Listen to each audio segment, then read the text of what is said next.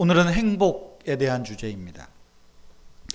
여러분, 사람은 누구나 행복하게 살기를 원합니다. 우리나라 헌법 제10조에 보면 모든 국민은 인간으로서 존엄과 가치를 갖고 행복할 권리를 갖는다. 행복할 권리가 있다 명시합니다. 여러분, 행복을 어떻게 말할 수 있겠습니까? 행복을 어떻게 정의하겠습니까? 제가 생각할 때는 그렇습니다. 행복이란 각자의 생활 조건이나 가치관에 따라 다릅니다. 행복은 이거다 객관화하고 일반화할 수는 없습니다.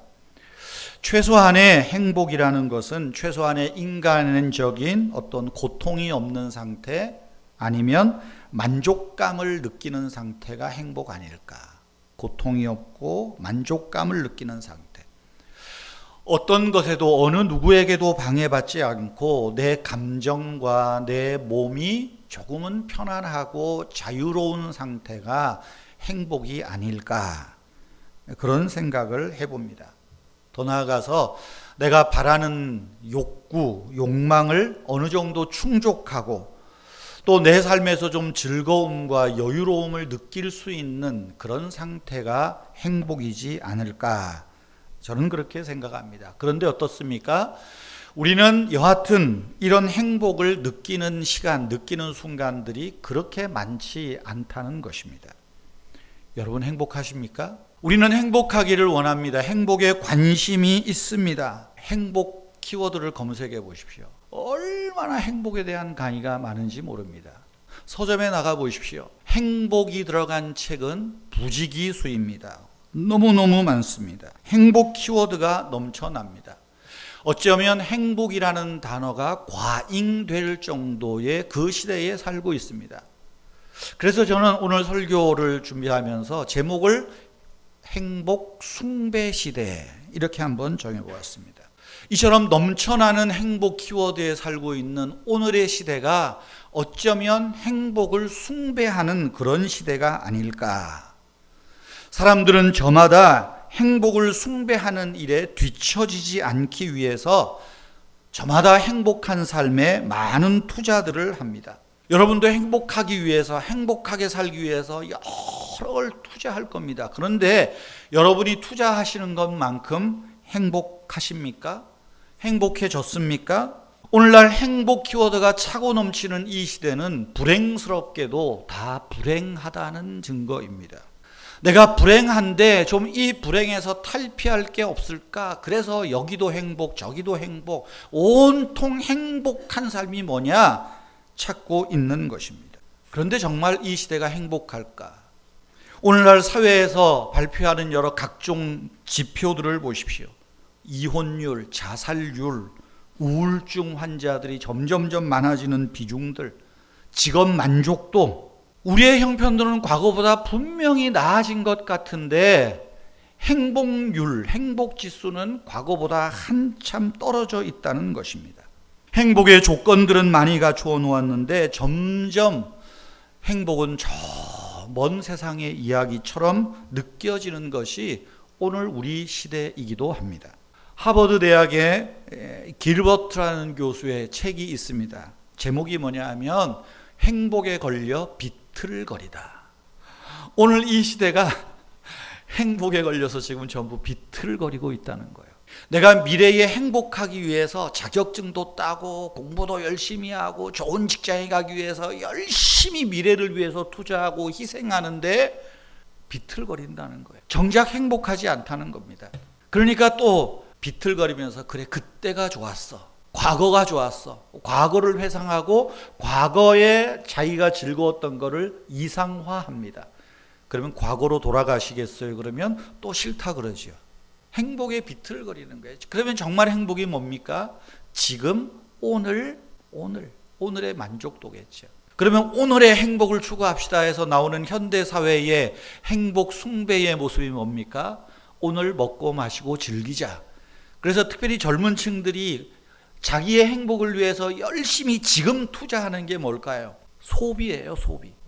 소비로 만족을 느끼고 소비하는데 행복을 느낀다는 거죠. 그런데 정말 내가 쓰고 싶은 거 쓴다고 행복하냐? 그것도 아니라는 거예요. 책 제목이 얼마나 멋있는지 몰라요. 행복에 걸려 비틀거리다.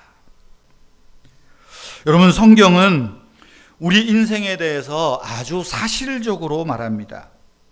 성경은 우리 인생에 대해서 굉장히 비관적으로 말합니다. 해 아래 인생이 행복을 숭배하고 행복을 추구한들 그 결과는 허무할 뿐이라. 그것이 특별히 오늘 읽은 전도서의 말씀입니다. 제가 몇 년 전에 전도서를 쭉 설교했지만 그 전도서의 이야기예요.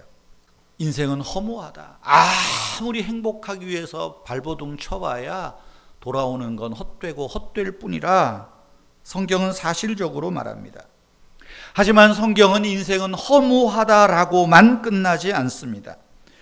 허무하게 끝맺을 수밖에 없는 그 인생이 고상한 목적, 고상한 가치, 거기에 따른 나를 훈련해가는 그것이 행복한 일이요, 그것이 하나님께 축복받는 것이다 라는 것을 교훈하고 있기 때문입니다. 전도서는 사람이 행복해지기 위해서 많은 수고를 하면서도 왜 행복하지 못하고 불행할까? 그것에 대해서 지금 답을 주고 있는 거예요. 우리는 한 번밖에 없는 인생을 살고 있습니다. 이왕이면 한 번밖에 없는 인생 행복하고 즐겁게 사는 것, 우리 모두가 바라는 바일 것입니다. 그런데 성경은 말해요. 행복을 따라 살다가는 쪽박 찬다. 그것입니다. 유대인들은 자기를 행복하게 하는 것이 세 가지가 있다. 이게 유대인들의 가치관이에요. 그런데 성경은 그것도 물론 헛되다고 하지만 첫째가 뭐냐 하면 돈 많은 부자가 되는 것. 돈이 많은 부자는 행복하다라고 생각을 합니다. 두 번째는 오래 사는 것이 행복하다. 장수, 이것이 행복이라고 생각합니다. 세 번째는 자식이 많은 것. 많은 자식을 두는 것이 행복이라고 유대인들은 생각해 왔습니다. 그런데 이것은 유대인들뿐 아니라 세상 모든 사람들이 생각하는 것 같습니다. 대부분이 추구하는 행복의 기준일 것입니다. 그런데 오늘 읽은 6장 1절에서 6절의 말씀은 뭡니까? 이처럼 사람들이 행복으로 여기는 그것이 우리를 불행하게 한다. 역설적이죠? 우리의 불행이 어디서 오느냐? 내가 이게 있으면 행복하다고 생각하는 그것이 우리를 불행하게 만든다. 오늘 그것이 전도서 6장의 말씀입니다. 여러분, 돈이 많으면 행복할까요? 2절 말씀 보십시오. 어떤 사람은 그 영혼이 바라는 모든 소원에 부족함이 없고 재물과 부요와 존귀를 하나님께 받았다. 과연 행복할까? 그런데 뒤에 보세요. 그렇게 많이 쌓아놓아둔 돈조차도, 재물조차도 엉뚱한 사람이 쓴다는 겁니다. 하나님께서 그가 쌓아놓은 돈을 누리도록 허락하지 아니하셨다.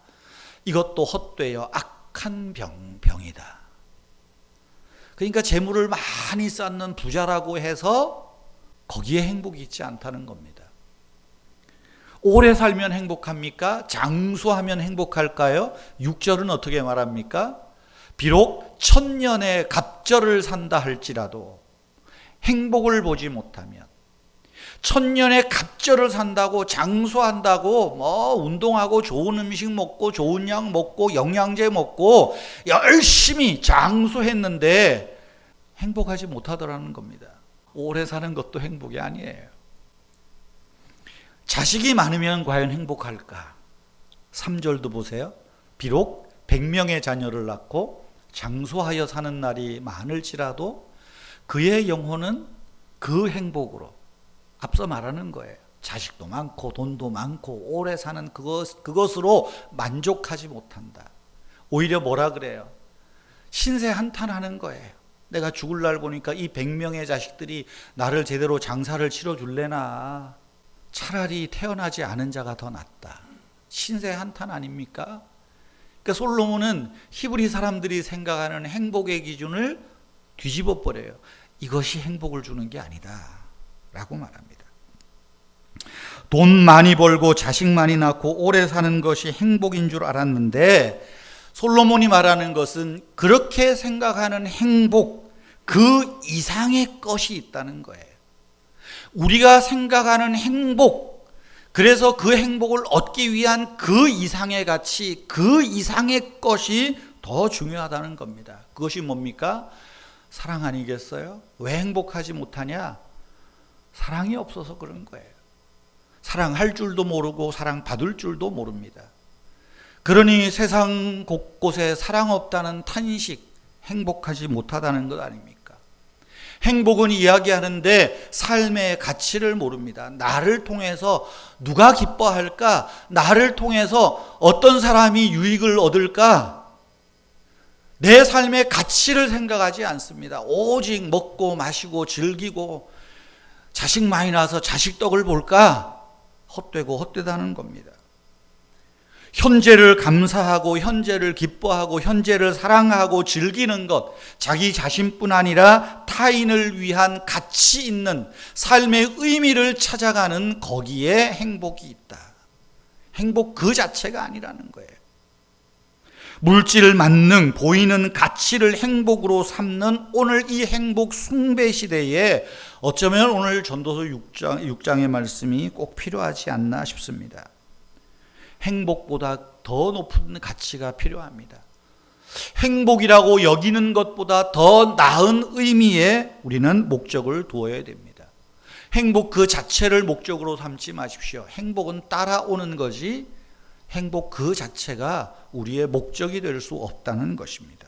그러면 여러분, 오늘 행복 숭배 시대를 살고 있는 저와 여러분들이 좀 행복을 뛰어넘는 가치, 좀 행복을 뛰어넘는 의미 있는 삶을 어떻게 살 것인가 좀 한번 고민하시면 좋겠습니다. 첫째는 저와 여러분은 속도보다 방향을 중요시 여겨야 됩니다. 늘 우리 삶의 방향을 점검해야 합니다. 내가 제대로 가고 있나? 6절 보세요. 우리의 방향이 어디입니까? 우리는 마침내 다 한 곳으로 돌아가는 것뿐 아니겠느냐. 우리는 살아있는 자와 죽은 자를 심판하러 오시는 주님께로 돌아갑니다. 그렇다면 우리가 이 땅에서 정말 행복으로 여기는 참된 행복을 위한 삶은 뭡니까? 하나님께 방향을 두는 거죠. 하나님께 방향을 두는 겁니다. 어떤 사람은 하나님께 방향 둔다 그래가지고 또 막 과속하는 사람이 있어요. 과속하다가 이단에 넘어가는 거예요. 우리 인생의 주인이신 하나님을 생각하지 않고 행복만을 위해서 속도를 낸다면 결국 허무한 늪에 빠지고 만다는 걸 기억해야 됩니다. 우리의 방향, 우리 영혼의 주인이신 하나님 앞에 설 것이라. 하나님을 경외하는 삶, 하나님을 기뻐하는 삶, 하나님을 온전히 바르게 섬기는 삶, 하나님께 방향을 두는 거기에서 삶의 만족과 기쁨과 가치가 시작된다라는 것을 기억하셔야 됩니다. 두 번째로는 어떻게 하면 행복할까? 나는 모순 덩어리라는 것을 인정해야 됩니다. 나는 모순 덩어리다. 다시 말해서 나는 약한 존재임을 인정하고 받아들이는 것입니다. 여러분, 우리가 얼마나 모순적인 존재인 줄 압니까? 환경 문제가 심각하다고 다들 말하지만 당장은 일회용이 편합니다. 한국의 입시 교육이 문제라고 말하지만 내 아이는 빚을 내서라도 고액 과외를 시킵니다. 우리 모두는 집값 오른다고 어디 비싸다고 어떤 인간은 집을 몇 채나 가지고 있다고 욕을 하면서도 내 집값 떨어졌다 그러면 정부가 어쩌고 저쩌고 하고 나도 집이 몇 채 있어야 되고 그래서 나중에 월세를 좀 받고 살아야 되는데 이런 생각을 합니다. 모순 덩어리예요. 모순 덩어리예요. 우리는 각자 내 안에 이중적인 속성을 가지고 있습니다. 그렇게 잠재되어 있어요. 내 안에 모순이. 그런데 어느 순간 어떤 계기로 이 내 안에 모순이 싹 표면 위로 떠오를 때가 있어요. 야, 내가 평소에 이렇게 말하고 이렇게 했는데 나는 그와 반대로 행동하고 있다. 그럴 때 괴롭습니다. 힘듭니다. 그러면 그럴 때 괴로워하시겠어요? 아니요. 그럴 때 우리의 약함을 인정하고 우리 기독교의 말로 회개하는 것이 오히려 더 나은 가치라는 거죠. 불행한 사람의 특징은 자기를 과장시키는 것입니다. 그래서 행복해지려고 노력할 뿐 아니라 행복해 보이려고 노력합니다. 자기를 과장시키는 것이 우리를 불행하게 만드는 거예요. 우리나라 사람들의 특징은, 우리나라 사회의 특징은 뭡니까? 남에게 잘 보이기 위해서 너무 많이 애를 써요. 거기에 너무 많은 에너지를 낭비해요. 누가 나를 이렇게 보면 어떡하지? 누가 나를 저렇게 생각하면 어떡하지? 그래서 자꾸만 자기를 포장하고 과장하고 거기에서 불행이 시작되는 거예요. 그러면 진정한 행복은 뭡니까? 나의 이런 모순을 인정하는 거예요. 아, 그래, 나는 이것밖에 안 돼. 그래서 어쩌라고. 행복의 첫걸음은 자기 발견입니다. 자기 인정입니다. 로마서에서 사도 바울은 하나님 앞에 자기의 모순성을 솔직하게 인정합니다. 전도서 7장 18절에서 24절에 보면 간략하게만 말하면 내 육신에 선한 것이 거하지 아니하는 줄 아노니 원함은 내게 있으나 선을 행하는 것이 없다. 얼마나 모순돼요. 내가 원하는 바 선은 행하지 않고 도리어 원하지 아니하는 바 악을 행하는도다. 오라 나는 곤고한 사람이로다. 누가 이 사망의 몸에서 나를 건져낼 것인가? 하나님 앞에서 자기의 모순됨을 인정합니다. 하나님, 나는 이것밖에 안 됩니다. 그렇다고 신세한탄합니까? 아닙니다. 오히려 자기의 모순됨을 하나님 앞에 인정할 때 그는 그 안에서 하나님이 주시는 행복을 발견하죠. 그렇게 이어지는 것이 로마서 8장이에요. 그러므로 이제 그리스도 예수 안에 있는 자에게는 결코 정죄함이 없다. 이는 그리스도 예수 안에 있는 생명의 성령의 법이 나를 이 모순 덩어리 속에 있는 나를 해방시켰다. 해방이라는 말, 행복하게 하는 것 아니겠어요? 자유를 주는 것 아니겠습니까? 그래서 로마서 8장 39절에서 말하는 게 뭡니까? 이 세상의 그 어느 것도 하나님의 사랑에서 나를 끊을 자가 없다 말하는 거예요. 하나님 앞에 나는 이거밖에 안 됩니다. 나는 모순 덩어리입니다. 하나님 앞에서뿐 아니라 사람들 앞에 솔직히 고백할 때 그 안에서 참된 행복을 알게 되는 거죠. 하나님이 이런 나를 용납하시고 하나님이 이런 나를 받으셨다. 그러면 나는 행복한 사람이다. 누가 나를 불행하다고 말할 것인가? 그래, 어쩌라고? 여러분, 우리의 삶 가운데서도 모순이 드러날 때가 있습니다. 어떻게 결단하는가가 중요합니다. 그걸 인정하는 거예요. 아, 그래, 나는 그렇게 생각한 것보다 잘나지 않았지. 그래, 거기에 하나님의 빛이 들어오고 하나님의 생명이 들어오고 하나님의 사랑이 들어오기 때문 아니겠습니까? 세 번째로 우리는 행복 숭배 시대에서 벗어나야 됩니다. 행복 강박증에서 좀 벗어나야 됩니다. 나는 늘 행복해야 한다는 강박, 행복하게 살아야 한다는 강박, 행복한 것처럼 보여야 돼 라는 그런 강박에서 벗어나야 합니다. 그것을 벗어나기 위해서는 지금의 나를 인정하고 지금 이 현재를 기뻐하고 감사하는 것입니다. 여러분, 행복이라는 말도 좋은 말이지만 이 행복이라는 말의 더 성경적인 의미는 뭘까요? 더 성경적인 의미는 뭘까? 기쁨이라는 말이요, 평안이라는 말입니다. 행복 숭배 시대에 우리는 기쁨을 구하고 평안을 구하는 삶이 필요합니다. 시편 30편 5절 다 같이 읽겠습니다. 시작. 저녁에는 울음이 깃들일지라도 아침에는 기쁨이 오리로다.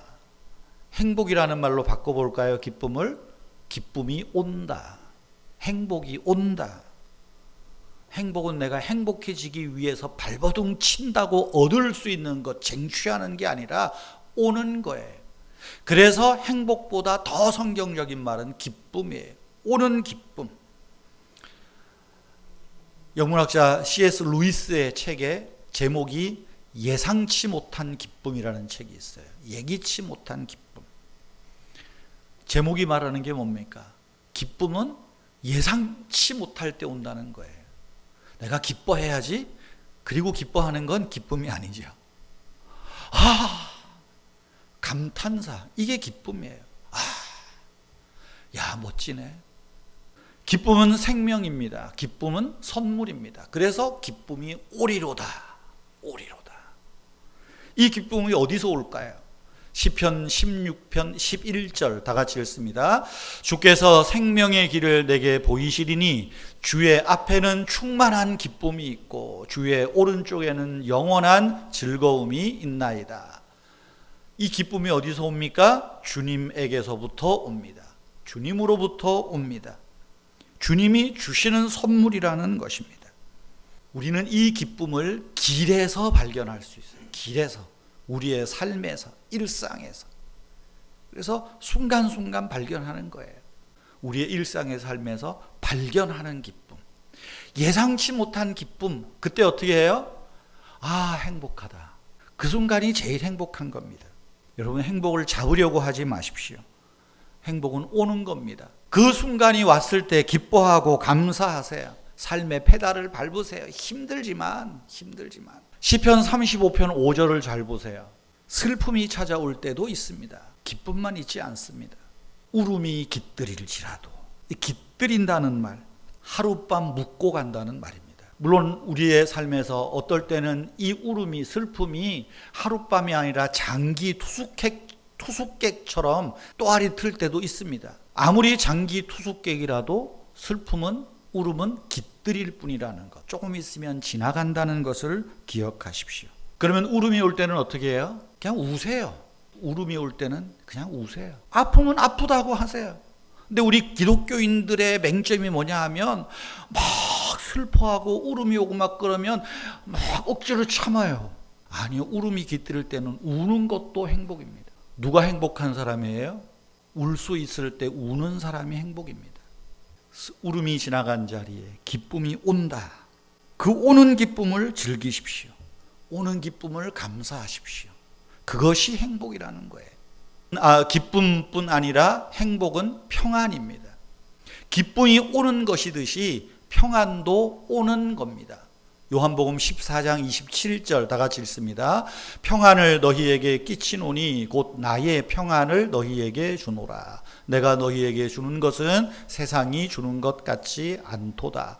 평안을 준다. 시편 16편 말씀대로 30편 말씀대로 기쁨이 온다. 준다는 거예요. 16장 33절 읽습니다. 이것을 너희에게 이름은 너희로 내 안에서 평안을 누리게 하려 함이라. 세상에는 환난을 당하나 담대하라. 내가 세상을 이기었노라. 이게 진짜 행복이라니까요. 가끔 보는 TV 프로그램이 있습니다. 유퀴즈. 스님이 나와서 한번 이야기합니다. 유튜브도 보시면 나오는데 스님이 이런 이야기를 합니다. 행복을 추구하지 마십시오. 행복을 추구하다 보면 불행이 따라오기 때문입니다. 오르막길이 있으면 내리막길이 있듯이 행복을 추구하려다 보면 결국은 우리는 불행의 늪에 빠진다. 그러면 어떻게 해야 됩니까? 아니, 모두가 다 행복하기 위해서 열심히 일하는데 스님 행복을 추구하지 말라 그러면 어떻게 해야 되느냐고 유재석 씨가 물으니까 그렇게 말합니다. 행복보다는 안심을 추구하십시오. 안심, 평안한 마음을 추구하라. 그래서 그 말을 가만히 듣다가 논리적으로 생각했어요. 아니, 행복을 추구하면 불행에 빠진다. 안심을 추구하면 불안에 빠진다. 그 말 아니에요? 그래서 성경과 불교가 다른 겁니다. 불교는 안심을 추구하라고 하지만, 평안을 추구하라고 하지만, 성경은 뭐라 그래요? 내가 평안을 너희에게 주노라. 내가 기쁨을 너희에게 주노라. 그때 기뻐할 줄 알고, 그때 감사할 줄 알고, 그때 웃을 줄 아는 것이 행복이라는 거죠. 사랑하는 성도 여러분, 우리는 행복 숭배 시대에 살고 있습니다. 너무 행복. 그렇게 노래하다가 진짜 우리는 정작 남과 비교해서 끊임없이 나는 행복하지 못하다. 그렇게 살고 있지 않나 싶습니다. 그러나 참다운 행복은 하나님이 주시는 선물입니다. 우리의 삶에 기쁨을 주시고 평안을 주시고 그 기쁨과 평안을 누리는 그 순간에 여러분 하나님께 감사하고 내가 지금이 행복하구나. 조금 내가 울 수 있으면 그것도 행복이에요. 우리가 완벽한 삶을 살 수는 없지만 완벽하다고 행복을 느끼는 순간도 없겠지만 우리의 일상 속에서 누리는 하나님의 은혜, 그것에 감사하고 그것에 찬양을 드리는 저와 여러분, 우리 모든 성도님들 다 되시기를 주님의 이름으로 축원합니다.